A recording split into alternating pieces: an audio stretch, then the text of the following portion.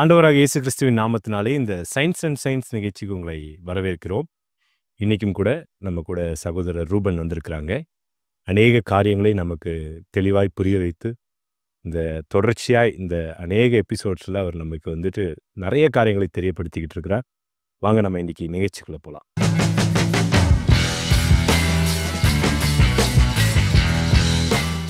Price Lord brother. Praise Lord. மறுபடியும் உங்களை சந்திக்கிறதுல ரொம்ப சந்தோஷம். எனக்கு ரொம்ப சந்தோஷம் உங்களை பார்த்ததில்ல. ஆமென். கடந்த 2 எபிசோட்ஸாக நம்ம எக்ஸிஸ்டன்ஸ் ஆஃப் காடை வந்துட்டு நம்ம நிறைய கிளாரிட்டி கொடுத்துட்டு இருந்தீங்க. அது எப்படி டெஸ்ட் பண்ணணும், அது வந்துட்டு ஆண்டவரே என்னென்ன பேராமீட்டர்ஸ் கொடுத்துருக்கிறாருன்னு சொல்லி நீங்கள் சொல்லிட்டு இருந்தீங்க. இது அதோடைய கண்டினியூவேஷனாக தொடர்ச்சியாக இருக்குன்ற மாதிரி போன எபிசோடில் நீங்கள் சொல்லியிருந்தீங்க. இன்றைக்கி நம்ம அதை குறித்து என்ன பார்க்க போகிறோம்? Once again thank you for your invitation. ஆமாம், லாஸ்ட் 2 எபிசோடில் வந்து பார்த்தீங்கன்னா how to define the existence of God, அதாவது காட் இருக்கிறாங்கிறதுக்கு என்னென்ன பேராமீட்டர்ஸ்லாம் டெஸ்ட் பண்ணணும், அதில் என்னென்ன சான்று இருக்குது அப்படிங்கிற ஒரு 5 இதை நம்ம பார்த்தோம். இன்னும் நிறைய அதில் ஆட் பண்ணலாம். ஒவ்வொரு விஷயமும் நம்ம ஆட் பண்ணோம்னா நிறைய பேராமீட்டர்ஸ் வரும். அதை வச்சு நம்ம டெஸ்ட் பண்ணி பார்க்கும்போது பைபிள் வந்து சத்தியமாக மட்டும்தான் இருந்தாகணும் அப்படிங்கிற கன்க்ளூஷனுக்கு நம்ம வரலாம். ஓகே, அதோட கண்டினியூவேஷனாக இன்னொரு இதை இன்னைக்கு நம்ம பார்ப்போம். போகிறதுக்கு முன்னாடி ஒரு சின்ன ஒரு ஸ்டோரியோட ஆரம்பிக்கலாம்னு நான் பார்க்குறேன். Okay brother.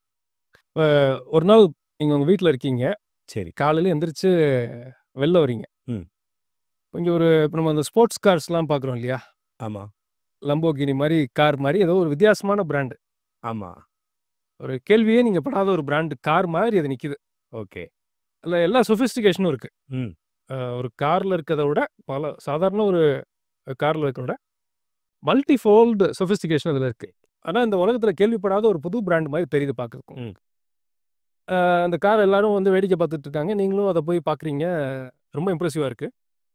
பக்கத்தில் ஒரு ரொம்ப படிக்காத ஒரு ஆள், ஒரு மாதிரி சட்டை பேண்ட்லாம் ஒரு மாதிரி வித்தியாசமாக போட்டிருக்காரு, கிழிஞ்சிருக்கு. அந்த மாதிரி ஒரு ஆள் வந்து உங்ககிட்ட சொல்கிறாரு, உங்களுக்கு தெரியுமா இது வந்து இது அதுவாக வந்துருச்சுங்க. அதுவும் வந்துருச்சுன்னா கார் தானாகவே வந்துருச்சு. தானாகவே வந்துருச்சு சரி. அப்படின்னு தான் ஒரு பயங்கரமாக ஜஸ்டிஃபை பண்ணி உங்ககிட்ட சொல்கிறாரு. அதை வந்து எப்படி வந்திருக்குன்றது வந்து எனக்கு தெரியப்படுத்துறாரு.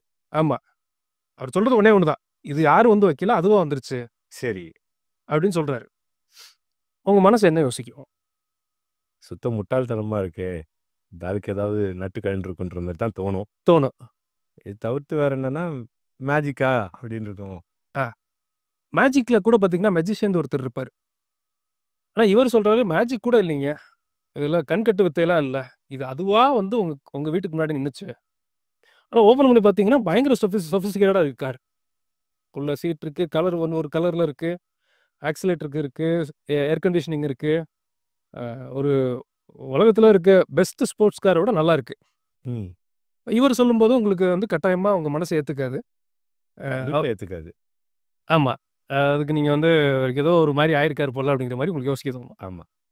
இதே விஷயத்த இன்னொரு சூழ்நிலையில் நான் சொல்கிறேன். சரி. அதே கார் வந்து நிற்கிது, உங்கள் வீட்டுக்கு முன்னாடி நிற்கிது.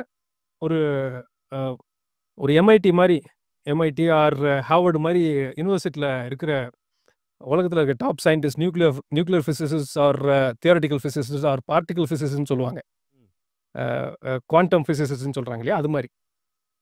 அதில் ஒரு டீம் ஆஃப் சயின்டிஸ்ட் வராங்க, வெள்ளை கோட்லாம் போட்டுட்டு, நான் வந்து ஸோ யூனிவர்சிட்டிலேருந்து வரேன், எம்ஐடிலேருந்து வரேன், என்னோட டிபார்ட்மெண்ட் ஆஃப் நியூக்ளியர் ஃபிசிக்ஸுக்கு நான் தான் டைரக்டருங்கிறாரு. வந்து சொல்லிவிட்டு அவரோட கூட வந்து பார்த்திங்கன்னா CNN க்ரூ வருது, கேமராலாம் பெரிய கேமராலாம் தூக்கிட்டு, அது ஒரு 10 பேர் ரிப்போர்ட்டர்ஸ் மாதிரி வராங்க. அவர் வந்து ஒருத்தர் சொல்கிறார் உங்களை பார்த்து, சார் இதை பார்த்தா வந்து குவாண்டம் குவாக்ஸ்ன்னு ஒன்று இருக்குது, குவாண்டமுடைய துகள்களை குவாக்ஸும்பாங்க, அந்த லோவஸ்ட் எலிமெண்ட்னு வச்சுங்களேன்.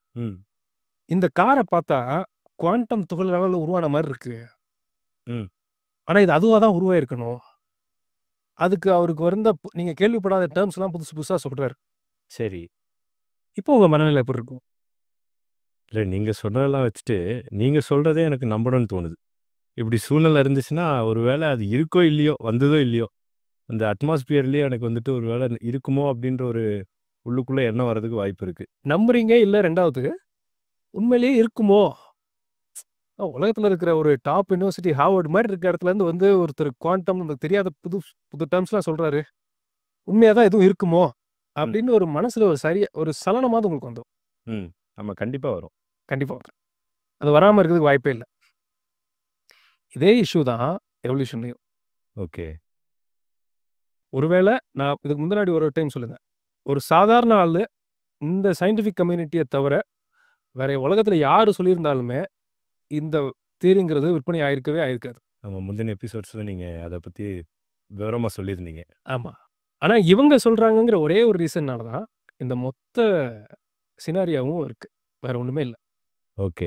அது யார் சொல்றாங்கன்றது முக்கியமா இருக்கு இப்போ. ஆமா. இதுல இது எந்த மாரி ஒரு ஒரு ஒரு குறிப்பிட்ட பெர்ஸ்பெக்டிவ்ல இருந்து இன்னைக்கு நம்ம பார்ப்போம். சமீபத்துல ஒரு ஆர்டிக்கிள் படிச்சேன். ஒரு ஆர்டிக்கிள் ஒருத்தர் எழுதியிருந்தாரு. ம். அந்த போஸ்ட்ல நான் படிக்கும்போது என்ன போட்டிருந்தாங்கன்னா, 19வது செஞ்சுரியில இருந்த சயின்டிஸ்ட் நீங்க ஸ்க்ரீன்ல பார்க்குற மாரி, 19வது செஞ்சுரியில இருந்த சயின்டிஸ்ட் என்ன யோசிச்சாங்கன்னா, "I must find an explanation for this phenomenon in order to truly understand nature." இது என்னன்றத நான் சொல்றேன். அதாவது 21st செஞ்சுரியில இருக்க சயின்டிஸ்ட் என்ன பண்றாங்க அப்படிங்கிறத இவங்க என்ன நினைக்கிறாங்க அப்படின்னா, "I must get the result that fits my narrative so that I can get my paper into nature." அதாவது ஆரம்ப காலகட்டத்தில என்ன இருக்கோ மெய்யான காரியத்த கண்டுபிடிக்கணும்னு நெனச்சாங்க. இப்போ அதாவது கொஞ்சம் காலம் மாறுனதுக்கு அப்புறம், கண்டுபிடிச்சத உள்ள புகுத்தணும்னு நெனைக்கிறாங்க. அழகா சொன்னீங்க நீங்க. முந்தி என்ன சயின்டிஸ்ட் யோசிச்சாங்க? 19வது செஞ்சுரிங்கிறது 19ஆம் நூற்றாண்டுக்கு முன்னாடி. ம். அப்ப பெரும்பாலான சயின்டிஸ்ட் என்ன நினைச்சாங்கன்னா, உண்மைய கண்டுபிடிக்கிறதுக்கு தான் அவங்க போராடினாங்க. ம். நெறைய யுனிவர்சிட்டீஸோட மோட்டோலாம் பார்த்தீங்கன்னா, உண்மைய கண்டுபிடிக்கணும், ட்ரூத் தான் எசன்ஸா இருக்கணும் அப்படிங்கிறதெல்லாம் வச்சாங்க. ம். காலப்போக்குல என்னாச்சுன்னா, மனுஷங்க விரும்புறத எப்படி நம்ம ரிசர்ச்க்குள்ள ஃபிட் இன் பண்ணலாம்? ஓகே. என்ன பண்ணுனா அத ப்ரூவ் பண்ணலாம்? ஓகே. நீங்க ஒரு விஷயத்த நம்புறீங்க. ம். எத வச்சு ப்ரூவ் பண்ணி அத சாதிக்கலாம்? அதாவது என்னுடைய விருப்பம், இல்லன்னா எனக்கு விருப்பமான ஒரு காரியத்த எப்படி ப்ரூவ் பண்ணலான்னு இப்ப ட்ரை பண்ணிட்டு இருக்காங்க. ஆமா. அப்படி ட்ரை பண்ண ஒரு விஷயம். இதுல மக்கள் எங்க கன்ஃப்யூஸ் ஆவாங்கறங்க ஒரு காரியத்தையும் நம்ம பார்த்துருவோம். நீங்க லாஸ்ட் ஒரு 100 ஆர் 120 இயர்ஸ்ல பெரும்பாலான சயின்டிஸ்ட் படிச்சுட்டு வந்தது பார்த்தீங்கன்னா, இந்த எவல்யூஷன்ங்கிற ஒரு பிலீஃப். ஓகே. நம்ம திரும்ப திரும்ப அக்ராஸ் ஆல்மோஸ்ட் எல்லா எபிசோட்லயுமே அத சொல்லியிருப்போம். என்னன்னா, ஆமா. எல்லா எபிசோட்லயும் மேக்ஸிமம் அத பத்தி பேசிட்டே தான் இருக்கும். ஆமா என்ன பேசியிருப்போம் அப்படின்னா, evolution is also a belief system. ம். அது ஒரு நம்பிக்கைக்கு உரிய காரியம். அதுவும் ஒரு நம்பிக்கை தான். ம். எப்படி காட் இருக்காங்க, காட் இருக்காரு அப்படின்னு ஒரு கூட்டம் நம்புறாங்களோ, அதே மாரி இல்லங்கிறதும் ஒரு நம்பிக்கை தான். ஓகே. கரெக்ட் தான். இந்த நம்பிக்கையில வளர்க்கப்பட்டவங்க தான் இவங்க எல்லாருமே. ம். இப்ப ஜனங்கள் கன்ஃப்யூஸ் ஆகுறதுக்கு என்ன ப்ராப்ளம் அப்படின்னா, நீங்க பிசிக்ஸ் எடுத்துக்கங்க. நீங்க ஸ்க்ரீன்ல பார்க்குற மாரி குறைஞ்சபட்சம் நான் சர்ச் பண்ணதுல, குறைஞ்சபட்சம் 85 சப்டிவிஷன்ஸ் இருக்கு அதுல. ம். ஓகே. குறைஞ்சபட்சம் பிசிக்ஸ்ங்கிற ஒரு டொமைனுக்கு கீழ, ம். நீங்க ஸ்க்ரீன்ல பார்க்குற மாரி இத்தனை சப்டிவிஷன்ஸ் இருக்கு. ஆமா. நீங்க சொல்றது எனக்கு புரியுது. நீங்க ஓவரால் சயன்ஸ் எடுத்துக்கிட்டீங்கன்னு வச்சுக்கங்களேன், ம். சர்ச் பண்ணும்போதே 500 இருக்குங்கிற மாரி சொல்றாங்க. ஆமா. நெறைய இருக்கு. நெறைய இருக்கு. இப்ப இதுல என்னன்னா, ஒவ்வொருத்தரும் இந்த பிலீஃப ப்ரூவ் பண்றதுக்கு ஒர்க் பண்ணுவாங்க. ஓகே. அவங்களுடைய நம்பிக்கைய வந்து ப்ரூவ் பண்றதுக்கு. ஆமா. அவங்க ஆங்கிள்ல இருந்து ஒர்க் பண்ணுவாங்க. அவங்க ஆங்கிள்ல இருந்து ஒர்க் பண்ணுவாங்க. சயன்ஸ்ங்கிறது சச் அ வாஸ்ட் டொமைன். இன்னைக்கு எத்தன ஃபீல்ட்ஸ் இருக்குங்கிறது யாருக்குமே தெரியாது. அந்த லெவலுக்கு வந்துருச்சு. ஆமா. நீங்க சொல்லும்போது வச்சு அதாவது நான் சயின்ஸ் கொஞ்சம் எனக்கு தெரிஞ்சுன்றதுனால, ஒரே தியரிய வச்சோ, இல்லன்னா ஒரே அணுகுமுறைய வச்சோ, ஒரு காரியத்த நம்மளால கண்டுபிடிக்க முடியாது. ஃபார் எக்ஸாம்பிள் வந்து லைட்ட வந்து ஸ்டடி பண்ணோம்னா, அதுக்கு வித்தியாசம். சவுண்டுக்கு வந்து நீங்க ஸ்டடி பண்ணா, அதுக்கு ஒரு வித்தியாசம் இருக்கு. ஸோ அந்த மாரி நீங்க சொல்ல வர்றது புரிய வருது. இப்ப இதுல இப்ப நான் 500 சொல்றேன் இல்லையா? ஆமா. இது ஒண்ணுலயுமே நீங்க 50 வருஷம் ரிசர்ச் பண்ணலாம். ம். இப்ப நான் பிசிக்ஸ சொன்னதுனால சொல்றேன். மாலிகுலர் பிசிக்ஸ்ல 40, 50 வருஷம் ரிசர்ச் பண்ணலாம். ம். சவுண்டுன்னு நீங்க சொன்னீங்க இல்லையா? ஆமா. சவுண்டுங்கிறது அவ்வளோ பெரிய டொமைன். ஆமா. கண்டிப்பா. அத வச்சு எத்தனையோ வருஷம் ரிசர்ச் பண்ணலாம். ம். இப்ப அந்த 500 டொமைன்ல இருக்கவங்க என்ன செய்வாங்கன்னா, எவல்யூஷன ப்ரூஃப் பண்றதுக்கு ஒர்க் பண்ணுவாங்க. ஓகே. அவங்க ஆங்கிள்ல இருந்து, அவங்களுடைய விருப்பத்துல இருந்து அத ஒர்க் பண்ணுவாங்க. ஓகே. அவங்களுடைய பிலீஃபே நெறைய பேருக்கு இதுல ஏத்தியிசமா இருக்கும். எவல்யூஷனரி ஏத்தியிசமா இருக்கும். ஓகே. இல்லாட்டி சயன்டிஃபிக் ஏத்தியிசமா இருக்கும். ம். ஒவ்வொருத்தரும் சொல்றதுக்கு நீங்க எப்படி பதில் சொல்லுவீங்க? ஒண்ணுமே சொல்ல முடியாது. ஒண்ணுமே செய்ய முடியாது. அவங்களோட பிலீஃப ரிஃப்ளெக்ட் பண்றதுக்கு ஒவ்வொருத்தரும் ஒர்க் பண்ணும்போது, இது என்ன மாரி சூழ்நிலை ஆயிரும்னா, எப்படி ஒரு புதைமணல் இருக்கோ, நீங்க எந்த சைடுல வச்சீங்கனாலும் கை அமுங்கும்ல. ஆமா. அந்த சூழ்நிலைக்கு தான் இப்ப நம்ம இருக்கோம்.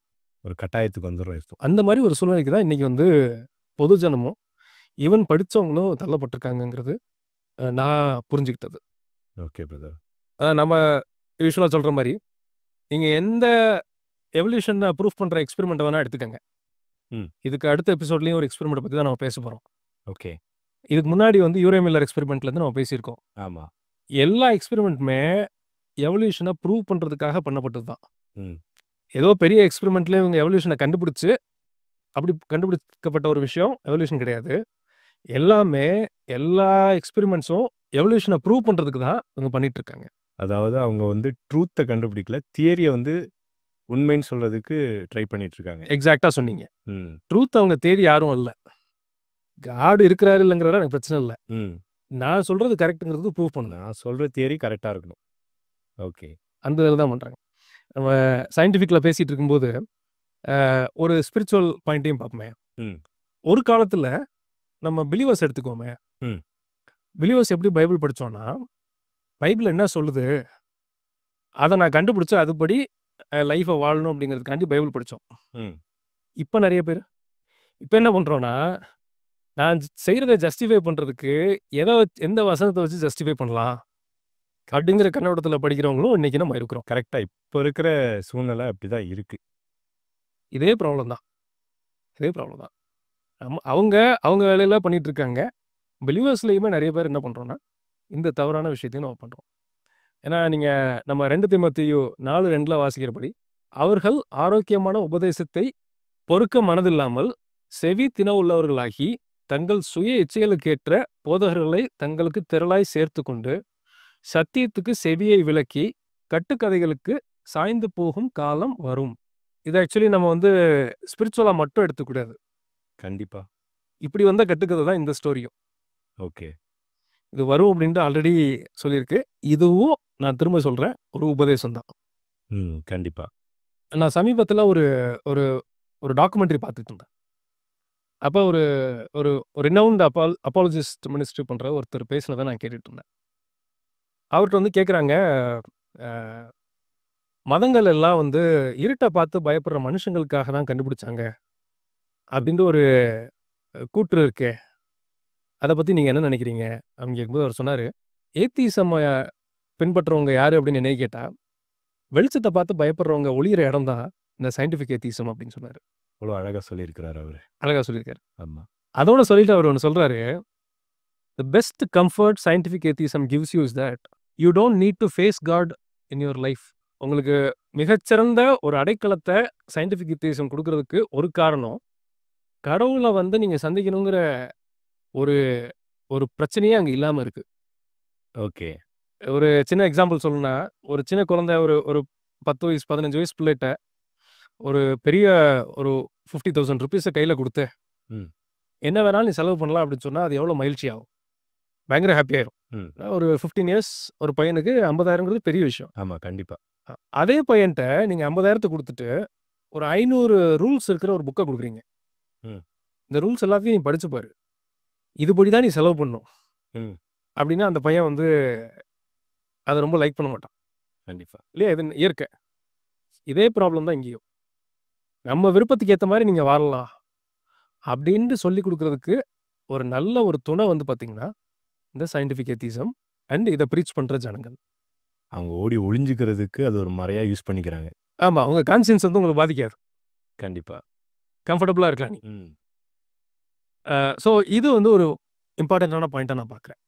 அண்ட் இன்னொரு குறிப்பிட்டு இந்த இதில் நான் சொல்ல விரும்புகிறது என்னென்னா, நம்ம லாஸ்ட் 2 எபிசோட்ஸ்லையுமே காடை டெஸ்ட் பண்ணுற பேராமீட்டர்ஸ்ங்கிறது பார்த்தோம் இல்லையா? ஆமாம். அதுக்கு வந்து 2-3 பாயிண்ட்ஸ் நம்ம பார்த்தோம். லைக் லாஜிக்கல் ரீசனிங் எப்படி அப்ளை பண்ணுறது, ஆன்டோலாஜிக்கல் ரீசனிங் மெய்யியல் அப்படின்ற ஃபிலாசபியில் இருக்குது, அதை வச்சு பார்த்தோம். அப்புறம் ஹிஸ்டாரிக்கல் எவிடன்ஸ் வச்சு எப்படி நம்ம வந்து ட்ரூத்தை செக் பண்ணுறதுன்னு பார்த்தோம். ஆக்சுவலி இது எல்லாமே வந்து பார்த்திங்கன்னா பைபிளில் இருந்தே நம்ம பார்த்தோம்.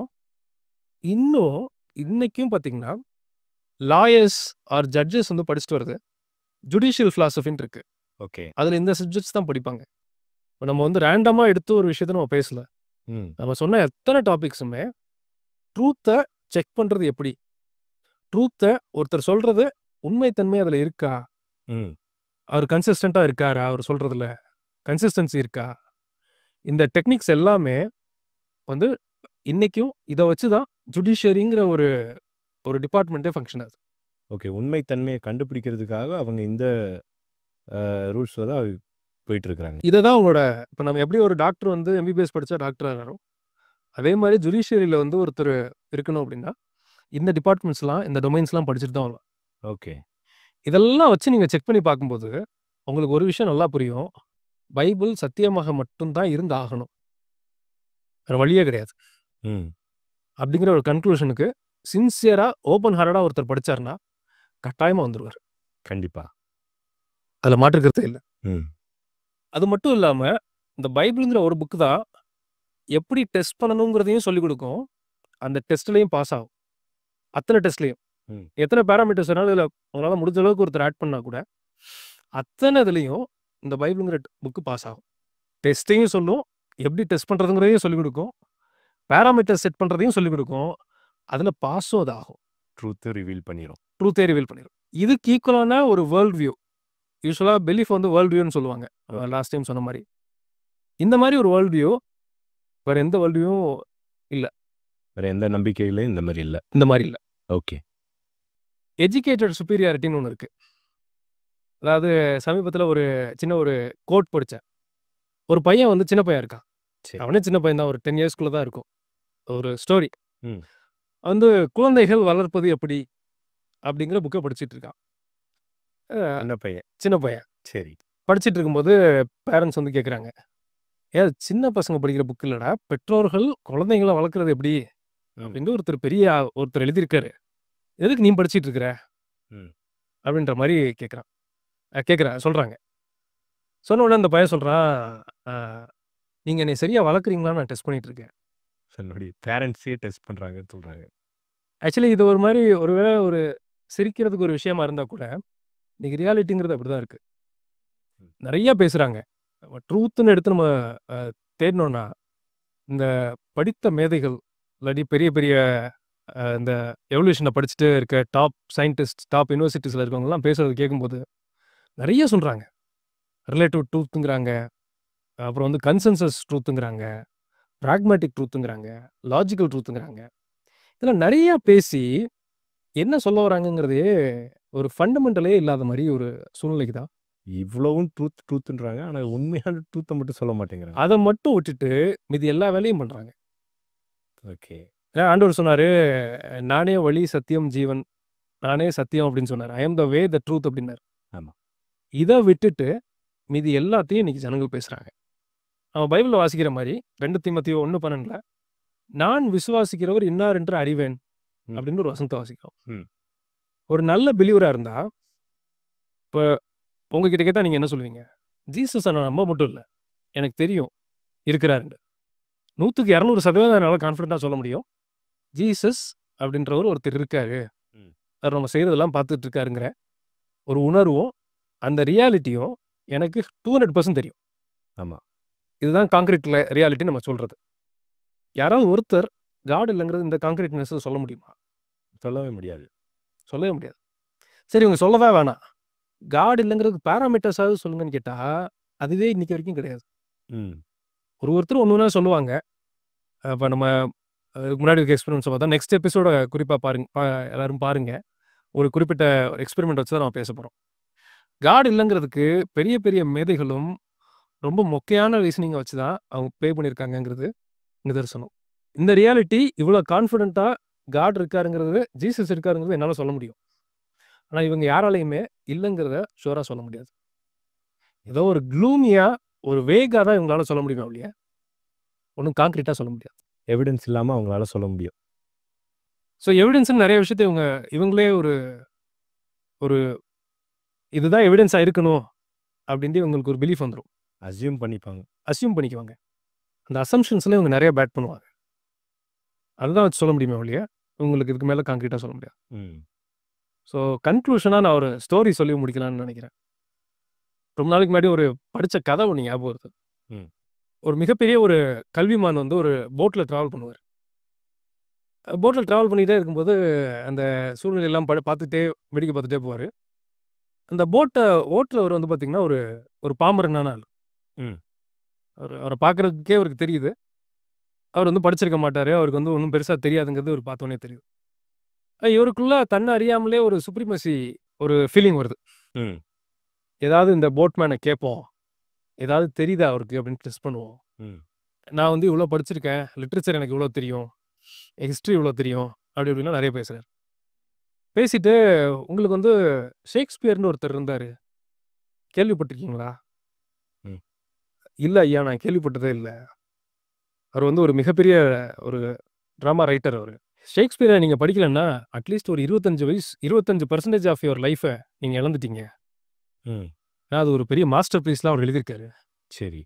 அப்படிங்களாய்யா? சரி அப்படின்னு. வேற எதுவும் அவரால சொல்ல முடியாது இல்லையா? ஆமா. வேற என்ன சொல்ல முடியும் அவரால? ஆமா. அதுக்கப்புறம் கொஞ்சம் தூரம் போன உடனே, உங்களுக்கு வந்து இலக்கியம் தெரியுமா? ஓல்டன் டேஸ்ல இருக்க இலக்கியம்லாம் நீங்க படிச்சிருக்கீங்களா? லிட்ரேச்சர்லாம் படிச்சிருக்கீங்களா? இந்த வார்த்தைய நான் கேள்விப்பட்டது இல்லைங்க. ம். அப்படின்னு அவர் சொல்றாரு. அவருக்கு எப்படி அது தெரியும்? தெரிஞ்சிருக்காது. இன்னொரு ஒரு 25% ஆஃப் லைஃப நீங்க வந்து இழந்துட்டீங்க. இது படிக்கலன்னா உங்களுக்கு வந்து வாழ்க்கையோட மேன்மையே உங்களுக்கு இல்ல. ஃபர்ஸ்ட் ஒரு 25% இழந்துட்டீங்க. இப்போ ஒரு 25% இழந்துட்டீங்க. ம். 50% of your life is lost. பாதி வாழ்க்கை முடிஞ்சு போச்சு. ஆமா. ம். அப்புறம் இன்னும் கொஞ்சம் தூரம் போன உடனே கிரீக் மித்தாலஜிலாம் நீங்க படிச்சிருக்கீங்களா? அங்க இருக்க பெகசஸ் குதிரைலாம் தெரியுமா? ஏன்னா அவருக்கு இன்னும் அது இறங்கல. அந்த சுப்ரீமசி இன்னும் இறங்கல. இப்படி ஒரு கதைய நான் கிரீக்குங்கிறதே நீங்க சொல்லி தான் எனக்கு தெரியும். அது என்ன எந்த ஊருன்னு கூட எனக்கு தெரியாது. அப்படிங்கிற மாரி அவர் சொல்றாரு. நீங்க வந்து ஆல்மோஸ்ட் பார்த்தீங்கன்னாங்க, இன்னொரு ஒரு 25% 75% வாழ்க்கைய நீங்க வீணாக்கிட்டீங்க. சரி. அப்படின்னு போய்க்கிட்டே இருக்கும்போது, ஏதோ ஒரு என்னமோ இடிக்குது. கீழ போட்லருந்து தண்ணி வருது. சரி. என்னன்னா போட் முங்க போகுது. சரி. அப்ப அவரு கேட்குறாரு, "ஐயா எல்லாம் பேசுனீங்க ரைட்டு. போட் இப்போ உடைஞ்சிருக்கு. நம்ம நிக்கிறது பயங்கர ஆழம். கிட்டலாம் போ முடியாது. இன்னொருத்தர காப்பாத்தியும் கொண்டு போ முடியாது. உனக்கு நீச்சல் தெரியுமா?" அவரு இவர கேட்கிறாரு. அந்த போட்மேன் வந்து இவர கேட்குறாரு. "நீச்சலா? அது மட்டும் எனக்கு தெரியவே தெரியாது. சரி. 75% 100%லாம் படிச்சீங்க ரைட்டு. இப்ப போட் கொஞ்ச நேரத்துல முங்க போகுது. எனக்கு நீச்சல் தெரியும். நான் தப்பிச்சுருவேன்.